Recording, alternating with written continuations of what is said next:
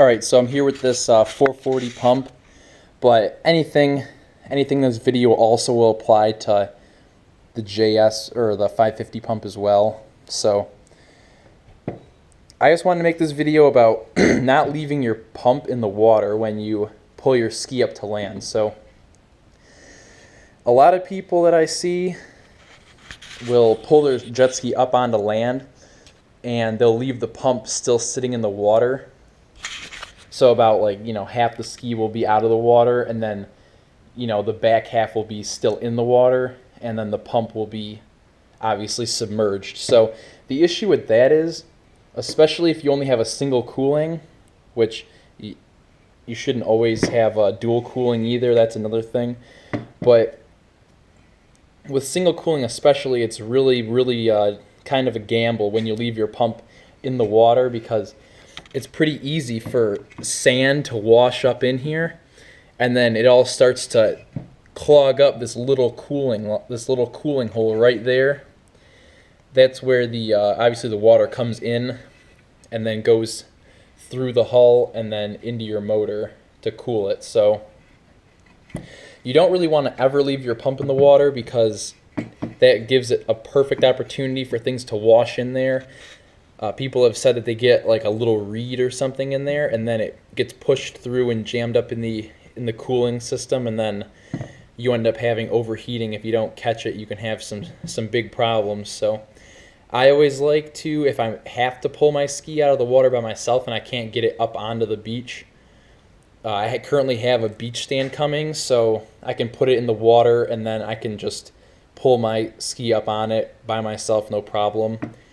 But if you don't have that, then what I like to do is pull it out pump first, so at least the pump is out of the water, and then that way you aren't risking anything getting stuck in your cooling system, because then you got to take off your lines and blow through them, and it's just a hassle. So that's if you catch it. You could have overheating if you don't catch it in time, and then that's a big issue in itself. So I wouldn't risk it, and I like to just be on the safe side.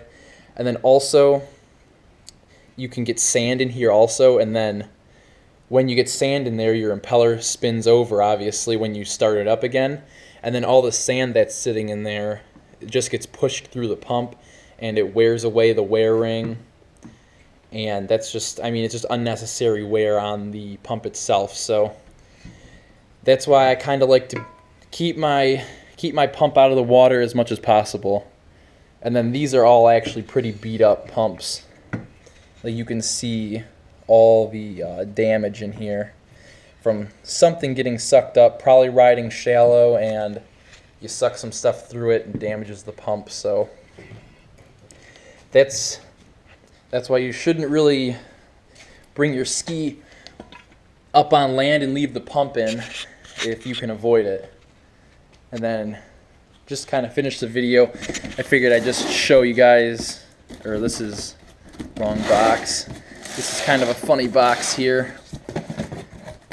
So I've got all these carburetors that I'm going to go through eventually that are all half taken apart. I don't know what would possess someone to want to take all these apart and just leave them like this. Doesn't really make much sense to me, but I'm going to try to go through them and just piece them together for fun, just for the heck of it, because they're not really worth anything anyways. Maybe worth like 10 bucks each. So I haven't really gone through it, but it's all round bodies. There's no square body SBNs, which are actually worth some money. So I figured I'd just go through it eventually. I don't know, I may make a little video on it if I think it's worth the time, but I don't know. They're all 38s, all round bodies. Not really worth much of anything at all, so I'll probably just do it for fun and then give them away to some. If anyone needs it, I'll see if anyone needs them on one of the pages I'm on and just give them away if I can get any of them together. So I just thought that's kind of funny that when I got all this stuff, he gave me this box full of carburetors that are half taken apart and stuff. So anywho, I'll see you guys in the next video.